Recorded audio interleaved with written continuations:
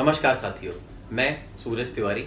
पिछले 2 वीडियोस में हमने बात की कि कैसे कोरोना वायरस के संक्रमण के चलते बॉलीवुड इंडस्ट्री संकट में आ गई है और इसे उबारने के लिए हमारी सरकार को क्या प्रयास करने चाहिए, ऐसा जिक्र भी, ऐसे सुझाव भी हमने दिए, सरकार से अपील की और सरकार के दिशा निर्देशों का सभी को इंतज़ार है, बॉलीवुड इंडस्ट्री को इंतज़ार है।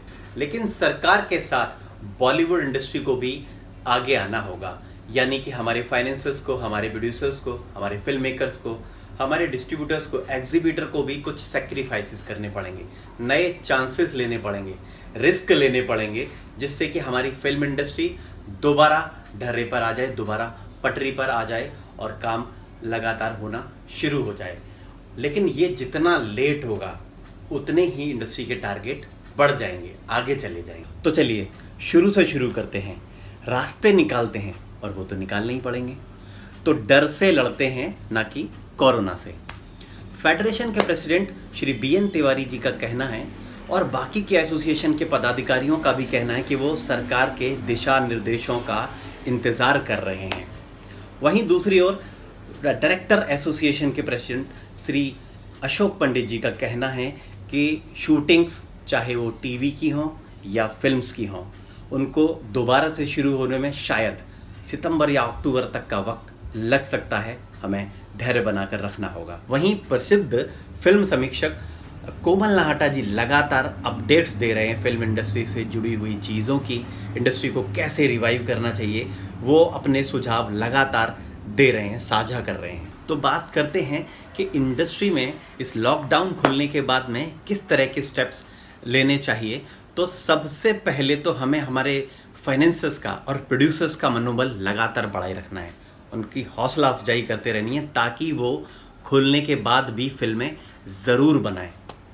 क्योंकि लॉकडाउन खुलने के बाद अगर सिनेमा खुल गए तो जब नई फिल्में नहीं होंगी तो सिनेमा खुलने का भी लाभ नहीं मिल पाएगा, ना ही प्रोड्यूसर्स को और ना ही सिनेमा के मालिकों को। तो ये बहुत ज़रूरी है कि रिस्क लें, नई फिल्म बनाने का, उधर रिलीज़ करने का रिस्क लिया जाए, जिससे कि फिल्म इंडस्ट्री को एक नई दिशा मिले। और दूसरी बात मैं यहाँ पर एक ऐड करना चाहता हूँ, वो ये है कि इसी के साथ में ये जो समय है, ये जो समय नए प्रोडक्शन हाउसेस और खोलने का है, क्योंकि लॉकडाउन ख़त्म होने के बाद में लोगों को नई कहानियाँ चाहिए, दर्शकों को नई फिल्म चाहिए।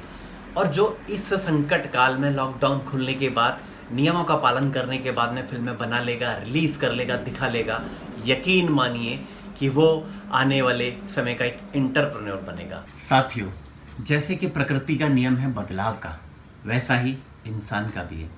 मनुष्य को भी चेंज चाहिए, आप उसे एक जगह बिठाल ही नहीं सकते हैं। और जब भी वो बाहर निकलेगा तो उसको वो सब करना है, या कह सकते हैं कि वो सब करना चाहेगा जो उसकी लाइफस्टाइल में शुमार था, उसकी आदतों में शुमार था। मसलन के तौर पर अगर हम बात करें एंटरटेनमेंट की, तो वो फिल्में भी देखना चाहेगा, लेकिन नई फिल्में। जी हाँ, मैं एक एग्जांपल देना चाहता हूँ चाइना का, कि जब चाइना पूरे लॉकडाउन ख़त्म होने के बाद वहाँ जीवन पटरी पर आया तो उन्होंने अपने सिनेमास को भी खोला और उनके सिनेमा में एक नया प्रयोग करा गया कि वहाँ पुरानी फिल्मों को रिलीज़ करा गया। तो ये प्रयोग बिल्कुल असफल रहा, क्योंकि उन फिल्मों को देखने के लिए कोई भी वहाँ नहीं आया। उसका कारण था कि उन फिल्मों को OTT प्लेटफॉर्म पर, डिजिटल पर काफ़ी देखा जा चुका था, जिसका असर उनके सिनेमा पर पड़ा और वो दोबारा बंद करने पड़े। हमारा बॉलीवुड ऐसा ना करे, नई फिल्में बनाए, रिलीज़ ज़रूर करे, ताकि इंडस्ट्री को फ़ायदे की तरफ ले जाने का प्रयास हम लोग करें। और एक बात, अगर टिकट के साथ में कोई स्कीम लगा दें, कोई अट्रैक्टिव ऑफ़र जोड़ दें, तो फिर कहने ही क्या। मसलन टिकट के साथ में sweet corn, popcorn, T, coffee, cold drink आदि चीज़ें टिकट के साथ में फ्री मिले, तो दर्शक हो सकता है उस ऑफ़र की तरफ अट्रैक्ट हो।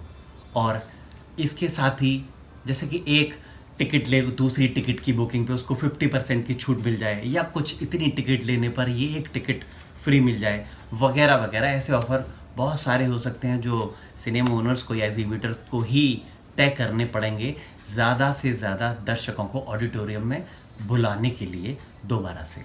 एक बात पिछले काफ़ी दिनों से बहुत चर्चाओं में है कि बहुत सारा निवेश अमेरिका का, जापान या यूके या ऐसे काफ़ी कंट्रीज़ का जो चाइना में लगा है वो किसी दूसरे देश में जा सकता है, और वो ऐसे देश में जाएगा जहाँ पर कि मैन पावर काफ़ी मिले उसको। तो हमारा भारत देश इस बात में काफ़ी डिज़र्व करता है, और हमारी सरकार को ये चाहिए कि किस तरीके से वो उस निवेश को भारत में लेकर आए, जिससे कि फिल्म इंडस्ट्री ही नहीं बाकी की सभी इंडस्ट्रियों को इससे फ़ायदा मिले, क्योंकि हर तरीके की इंडस्ट्री फिर आएगी और सभी तरह की इंडस्ट्री को उस निवेश का लाभ मिलेगा। और इसी बीच अगर मार्केट में वैक्सीन भी आ गई तो मानो सभी इंडस्ट्रीज़ को पंख ही लग जाएंगे। तो चलिए कंक्लूज़न की तरफ आगे बढ़ते हैं कि इस लॉकडाउन के चलते दर्शक सारी की सारी फिल्में या वेब सीरीज़ या क्रिएटिव आर्ट वर्क देख चुका है। वो फिल्में भी देख चुका है जो शायद उससे पहले छूट गई थी, यानी कि सारा का सारा कंटेंट देखा जा चुका है। यानी कि Netflix, Amazon, Z5, Disney Hotstar सब का सब देखा जा चुका है। दर्शक सब कुछ देख चुका है। तकरीबन अक्टूबर तक जब शूटिंग शुरू नहीं होनी तो नया कंटेंट कैसे बनेगा, और जो पुराना कंटेंट बना हुआ रखा है, जो फिल्में लगभग तैयार हैं या जो फिल्में पोस्ट प्रोडक्शन की स्टेज पर हैं, वो कंप्लीट होने के बाद और जो फिल्में बनी हुई हैं शायद उनमें से कुछ बड़ी फिल्में OTT प्लेटफॉर्म का रुख ज़रूर करेंगी। और मुझे लगता है और शायद ऐसा होगा भी कि सिनेमा नए माध्यम में प्रवेश कर रहा है, नई दिशा में जा रहा है, और आपको सीधे लाइव डायरेक्ट आपके मोबाइल पर, आपके टीवी स्क्रीन पर, आपके लैपटॉप पर सीधे फिल्में, नई फिल्में, बड़ी फिल्में देखने को मिल सकती हैं। कि क्या आपका मन बाहर जाने का कर रहा है?